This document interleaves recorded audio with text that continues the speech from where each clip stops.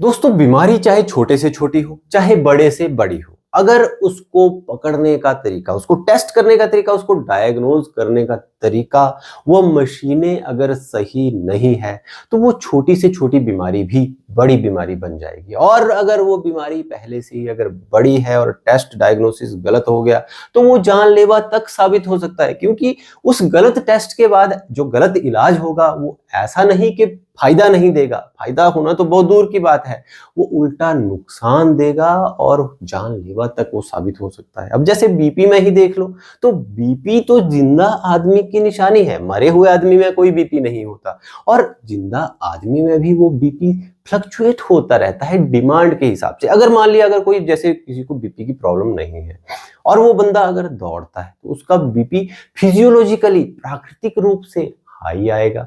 और अगर वही बंदा जिसको बीपी नहीं है, वो सोया हुआ है, रिलैक्स कर रहा है, उसका बीपी तब चेक किया जाता है, तो हो सकता है जो सो कॉल्ड नॉर्मल रेंज है उससे ये डाउन हो।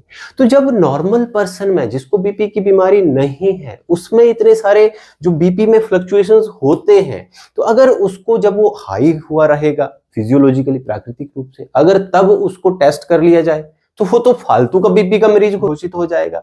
तो सबसे पहले तो ये समझना जरूरी है कि इन दोनों को कैसे डिफरेंशिएट किया जाए, मतलब कब इस बीपी को चेक किया जाए कि जो बीमारी वाला बीपी है वो पकड़ में आए, ना कि जो प्राकृतिक रूप से बीपी बढ़ता घटता है वो पकड़ में आए। तो उसके लिए दोस्तों आपको सबसे पहले ध्यान रखना होगा कि बीपी चेक करने या करवाने से पहले कम से कम 5 मिनट का रेस्ट करना बहुत ज्यादा जरूरी है। अगर हो सके, अगर आप और गहराई में जाते हो तो मेंटल रेस्ट करना भी बहुत जरूरी है। Mental rest in the sense, अगर कोई टेंशन है, चाहे ऐसी टेंशन है कि डॉक्टर के ओपीडी के अंदर जा रहे हैं मेरा बीपी हाई ना निकल जाए, हाई ना निकल जाए, चाहे वही टेंशन है, चाहे कोई और 100 टेंशनें होती हैं, या कई बार जैसे किसी को बीपी का अटैक आता है या कोई भी ऐसी दिक्कतें आती हैं, तो तब कई बार जैसे कोई लड़ाई झगड़ा हुआ रहता है या कोई भी मेंटल स्ट्रेस आई हुई रहती है, तो थोड़ा सा उस स्ट्रेस को जो है तो शांत कर लिया जाए। उसके लिए सिंपल ब्रीदिंग एक्सरसाइजेस पहले आप कर लीजिए। अपना सारा ध्यान जो है वो सांस पे लगाइए, गहरे गहरे सांस ले लीजिए। जो 5 मिनट के आपका रेस्ट होगा उसके दौरान आपने ये करना है। फिर जब 5 मिनट में आपकी बॉडी थोड़ी रिलैक्स होगी, शांत हो गए, 10 मिनट ले लो, 5 मिनट का भी कोई ठेका थोड़ी है, 10 मिनट तक रेस्ट कर लो। और जब आपको लगे अब शांत है, फिर आप जो है तो बीपी चेक करवाने के लिए जाओ या बीपी की मशीन को जो है तो लगाओ। अब अगला सवाल उठता है कि बीपी खड़े खड़े चेक करवाया जाए, क्योंकि खड़े खड़े हो सकता है बीपी अलग आए, और कि बैठ के चेक करवाया जाए कि लेट के चेक करवाया जाए। लेट के हो सकता है थोड़ा सा ज्यादा है, खड़े खड़े ग्रेविटेशन के अगेंस्ट हार्ट को, ब्लड को पंप करना पड़ेगा, तो हो सकता है खड़े खड़े थोड़ा कम आए। तो उसके लिए दोस्तों आपको बैठ के अगर आप बीपी चेक करवा सकते हैं, आप इमरजेंसी में नहीं है तो बैठ के आप अपना बीपी चेक करवाएं। अब अगला सवाल उठता है, बाजू की लेवल पे आते हैं। पहले हम बॉडी की लेवल पे आए, फिर हम पोस्चर की पोजीशन की लेवल पे आए, अब बाजू से बीपी चेक करना है तो बाजू में क्या क्या चीजें होनी चाहिए। तो सबसे पहले तो दोस्तों बाजू जो है आपका हार्ट की लेवल पे होना चाहिए। अगर आपका बाजू नीचे की तरफ होता है तो वो ग्रेविटेशन के अलोंग जो है तो ब्लड जाएगा, हो सकता है थोड़ा सा ज्यादा है। अगर आप बाजू ऊपर रखते हैं तो वो ग्रेविटेशन के अगेंस्ट ब्लड जाएगा, तो हो सकता है जो एक्चुअल वैल्यू है उससे थोड़ा सा कम है। तो इसलिए आपने क्या करना है कि बाजू को जो है हार्ट की लेवल पे रखना है। और अगला जो स्टेप है वो भी बहुत ज्यादा जरूरी है कि जो जिस टेबल पे आपने बाजू को रखना है उस पे आपने बाजू को रिलैक्स करके रखना है। अगर आप बाजू को थोड़ा सा भी हल्का सा भी टाइट करके रखते हैं तो यहाँ पे बाइसेप्स का टेंडन होता है। अगर आप जैसे अभी अभी देखिए ऐसे करिए, बाजू थोड़ा हल्का सा जोर से फ्लेक्स करिए इसको, तो यहाँ पे आपको देखिए कॉर्ड लाइक स्ट्रक्चर, एक रस्सी सी लगेगी, तो फिर वो जो है वो अगर खींची होगी तो सही से बीपी पकड़ में नहीं आएगा। तो इसलिए आपको फिर बाजू एक तो हार्ट की लेवल पे रखना है और दूसरा रिलैक्स करके रखना है। पूरा बाजू का वजन जो है, बाजू को ढीले छोड़ देना है और बाजू का वजन जो है वो पूरे का पूरा टेबल पे छोड़ देना है। अब अगला सवाल उठता है कि बीपी का जो कफ है, बीपी मशीन का जो कफ है, उसको लगाने से पहले कपड़ों का खास ध्यान रहना चाहिए। अगर कई बार कई लोग क्या करते हैं, जैकेट के साथ ये बीपी चेक करो हमारा, भाई जैकेट को खोलो पहले। कई बार स्वेटर मोटी, स्वेटर भाई स्वेटर को खोलो पहले। कई लोग क्या करते हैं, बीपी चेक करवाने के लिए आते हैं, फटाफट फटाफट अपने कपड़े सारे ऐसे ऊपर कर देते हैं, यहाँ पे इकट्ठा सा यहाँ पे बैंड टाइप बना देते हैं, वो भी गलत होगा। अब यहाँ पे जब बैंड बना हुआ है, कपड़े ऊपर कोई इकट्ठे कर दिए हुए सारे, ऊपर से आप कफ लगा रहे हो, तो जो प्रेशर है वो यूनिफॉर्म प्रेशर नहीं पड़ेगा, एक बराबर प्रेशर नहीं पड़ेगा चारों तरफ। कहीं पे हो सकता है जहां नस है वहां पे अगर एक ऐसे सा थोड़ा सा सर्वट सी बनी हुई है और वो गलत प्रेशर पड़ेगा तो वो रीडिंग बिल्कुल गलत आएगी।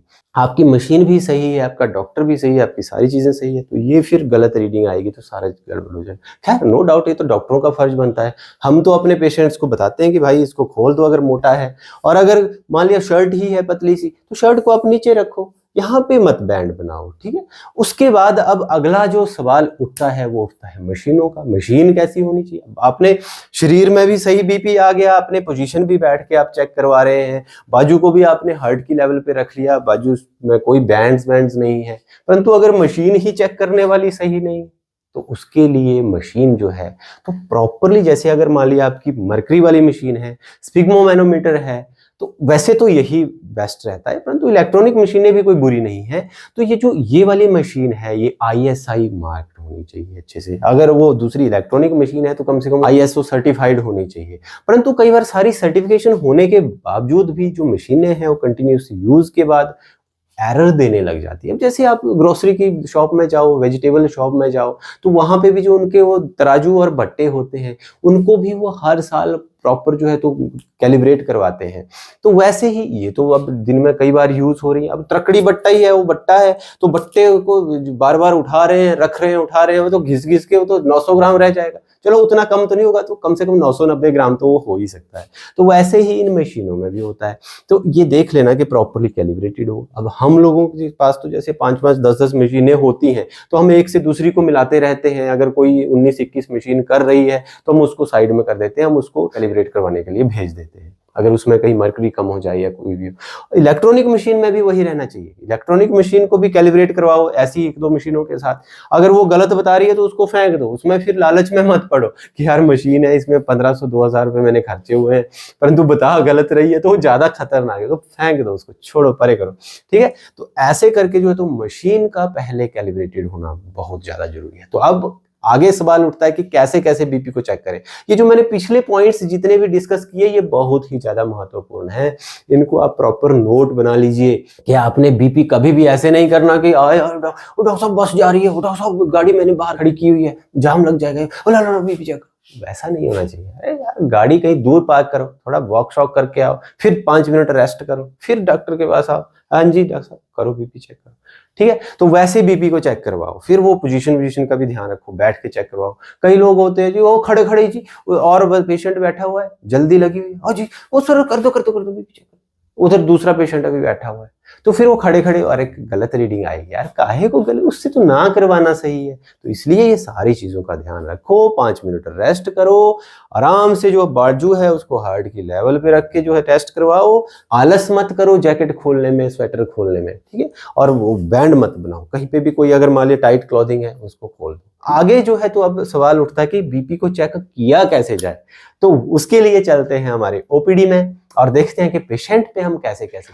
तो सही से बीपी चेक करने के लिए सबसे पहले आपको इस कफ को सही से अपर आर्म में लगा लेना होगा। जब इसको अच्छे से लगा लिया, इसकी जो पाइप्स हैं ये यहाँ पे आनी चाहिए, जो यहाँ ओलेक्रानॉन प्रोसेस होती है, जो कोहनी होती है, इसके बिल्कुल अपोजिट ऊपर को आ जानी चाहिए, ठीक है।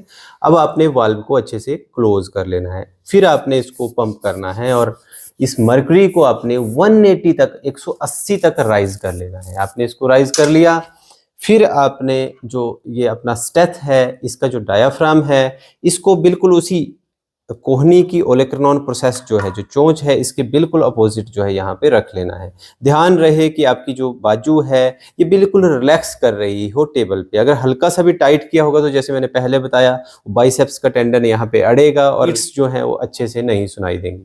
अब आपने इसको धीरे धीरे यहाँ से इस वाल्व से एयर को रिलीज करते हुए इस मर्करी को धीरे धीरे नीचे लाना है। कितना धीरे धीरे? 2 mmHg पर सेकंड की स्पीड से इसको धीरे धीरे नीचे लेके आना है। जब आप इसको नीचे ला रहे होंगे तो आपको बीच में बीट्स सुनाई देना शुरू हो जाएंगे। अब जैसे इन मैडम में 120 पे मेरे को बीट सुनाई देना शुरू हो गई। अगर आपको ये पॉइंट अच्छे से दोबारा चेक करना है तो हल्का सा आप इसको फिर ऊपर करिए, फिर और स्लोली जो है तो इस मर्करी को आप धीरे धीरे नीचे करिए। तो जो जहाँ पे बीट सुनाई देना शुरू हो गई वो आपका सिस्टोलिक बीपी होगा, वो आपका ऊपर वाला बीपी होगा। और जहाँ पे ये बीट सुनाई देना बंद हो जाएंगे, अब जैसे इन मैडम की 80 पे जो है तो बीट सुनाई देना बंद हो गई, फिर अगर आपको अच्छे से चेक करना हो तो दोबारा पंप करके मरकरी को ऊपर करके थोड़ा और स्लोली जो है तो इस पारे को, मरकरी को धीरे धीरे प्रेशर रिलीज करके नीचे उतारिए, तो एक्यूरेट आपको रीडिंग मिल जाएगी। तो इन मैडम का बीपी 120/80 है एक्यूरेट। और फिर आप जो है तो पूरी एयर रिलीज कर लीजिए, कफ को हटा लीजिए। हो सके अगर किसी का बीपी ज़्यादा अगर आता है तो आप जो है तो 2 बार भी बीपी को चेक कर सकते हैं। 5 मिनट तक दोबारा रेस्ट करवाइए पेशेंट से और उसका बीपी दोबारा चेक करिए। वैसे ही अगर आपने डिजिटल मशीन से इसको चेक करना है तो सारा प्रोसीजर सेम रहेगा, वहाँ पे जस्ट बटन ही होता है ऑन ऑफ का, बस उसी को ऑपरेट करना होता है। वो बाकी जो हमने पीछे चीज़ें बताई वो सारी आपने फॉलो करनी है। उस केस में भी इलेक्ट्रॉनिक मशीन से अगर आप चेक कर रहे हैं उसमें भी सब्सक्राइब कीजिए हमारे चैनल को, लाइक कीजिए इस वीडियो को, कमेंट कीजिए अगर कोई आपकी क्वेरी है।